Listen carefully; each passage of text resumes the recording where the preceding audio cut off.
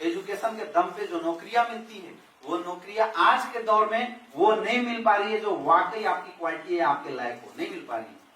और अगर आपको समझना हो तो आप इस तरीके से समझ सकते हैं कि आज के रेट में अगर रेलवे की भी 4th ग्रेड की भी अगर नौकरियां आ रही है तो उसमें फॉर्म बीएड और एमटेक करने वाले लोग भर रहे, बीटेक करने वाले लोग। गैंगमैन की बहाली में अभी न्यूज में आ रहा था कि गैंगमैन की बहाली चल रही थी और उसमें जो सेलेक्ट हुए वो सारे बीएड किए हुए लड़के थे, मतलब पढ़े लिखे लड़के थे और बीटेक किए हुए लड़के थे। हिंदुस्तान में इतनी ज्यादा पॉपुलेशन बढ़ी हुई है कि रोजगार मिलना बिल्कुल आसान नहीं है और ये वजह है कि हिंदुस्तान का 70 to 80% पॉपुलेशन विदाउट क्वालिटी पैसा, मतलब विदाउट अपनी क्वालिटी के अकॉर्डिंगली पैसा नहीं कमा पा रहा है। मतलब जितनी उसकी क्वालिटी उतनी तनख्वाह उसको नहीं मिलती। क्यों? क्योंकि मार्केट में नौकरी को लेके बहुत ज्यादा कंपटीशन है। आपको क्या लगता है नौकरी लेना इतना आसान है? बहुत कंपटीशन बढ़ा हुआ है। नौकरी का जो रूप है वो बिल्कुल बदल चुका है। एक दौर था जब पुलिस में, फौज में बहाली करने के लिए लोग आते थे, गांव गांव से जो हट्टा कट्टा दिखता था उठा के ले जाते थे, ले भाई तेरी सरकारी नौकरी हो गई। होता था नहीं होता था? एक दौर था जब फौज की बहाली के लिए कोई फॉर्म नहीं होते थे, अनाउंस होता था वहां पे दौड़ होगा, जिसको माने वो जाओ। दौड़ के बाद जो दौड़ गया उसके आगे चिपका दिया जाता था, उसको रजिस्ट्रेशन मिल जाता था, नौकरी लग जाती थी। यस या नो?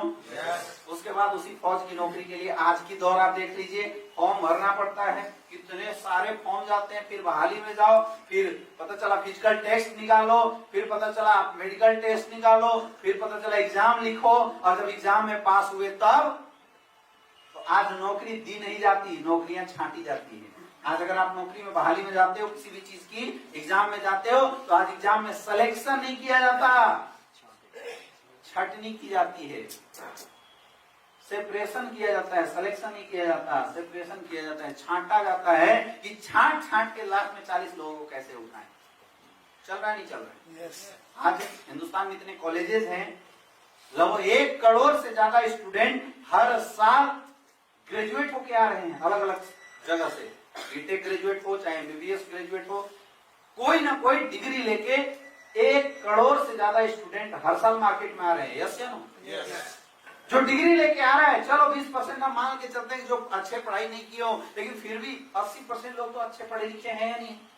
और गवर्नमेंट सेक्टर, प्राइवेट सेक्टर दोनों को मिला के देखा जाए तो केवल 27% की एम्प्लॉयमेंट है। कितना? 27%। 2-3% और बढ़ा दो, लगभग 30 लाख से ज्यादा रोजगार हर साल लोगों के लिए। ग्रेजुएट होके आप कितने रहे हैं? 1 करोड़। रोजगार कितनों के लिए है? 30 लाख। तो हर साल 70 लाख 60 लाख स्टूडेंट बेरोजगार हो रहे हैं, पिछले वालों को छोड़ दो। और इस साल कंपटीशन की अगर बात किया जाए तो पिछले वाले 70 लाख बचे हुए इस साल से कंपीट करेंगे और फिर 70 लाख आएंगे। यस या नो? तो चाहे आप कितनी भी जोर लगा दो, नौकरी लेना आज के डेट में इतना आसान नहीं है। इसमें बहुत ज्यादा छटने के चांसेस होते हैं। कई लोग बोलते हैं ना यार बिजनेस नहीं करूंगा, मैं तो नौकरी कर लेता हूं, लेकिन एक्चुअल कंडीशन जो है समझो। फिर हम सरकार को दोष लगाते हैं कि सरकार रोजगार नहीं दे रही है। यार सरकार रोजगार देगी कहां से?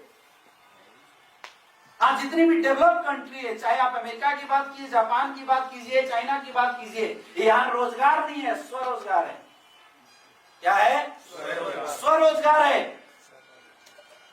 रोजगार नहीं है, लोग अपने अपने तरीके से कुछ ना कुछ अपनी स्टार्टअप करके ज्यादा लोग पैसा कमा रहे, इसलिए वो कंट्रियां डेवलप है। लेकिन हिंदुस्तान में हल्ला किस बात पे हो रहा है? नौकरी पे, नौकरी पे, रोजगार पे। रोजगार का ऑप्शन कहाँ है आप बताइए ना? हर साल 70 लाख छट रहे, फिर पिछले साल के 70 लाख। क्या कभी दुनिया की कोई भी सरकार आप बना दीजिए हिंदुस्तान में, क्या रोजगार मिल सकता है? क्या नहीं मिल सकता। तो फिर अगर हम सोच रहे हैं कि मैं नौकरी लेके सेटिस्फाइड हो जाऊंगा या मुझे मेरी कैटेगरी की नौकरी मिल जाएगी, भाई साहब ऐसा नहीं है। आप जितनी भी एमएनसी कंपनियों की बात कर रहे हो, जो मल्टीनेशनल कंपनियां हैं, चाहे जिंदल इंडस्ट्री हो, टाटा स्टील हो, रिलायंस इंडस्ट्री हो, आज हर इंडस्ट्री के टॉप क्लास के जो सैलरी होल्डर हैं, हर साल उनकी डिक्रीमेंट हो रही है। या तो उनको नौकरी से बाहर एक्सपेल कर दिया जा रहा है या तो उनको डिक्रीज कर दिया जा रहा है उनकी सैलरी को। समझ में आ रहा है? हम ये सोचते हैं कि आज नौकरी में 20,000 से हुए हैं, 4 साल बाद इंक्रीज होगा 40, 5 साल बाद फिर इंक्रीज होगा 60, 6 साल बाद फिर इंक्रीज होगा 1 लाख, फिर 1 साल बाद 2 लाख। ये सपने देखना छोड़ दो, अब नहीं होगा। हो ही नहीं रहा एक्चुअल में।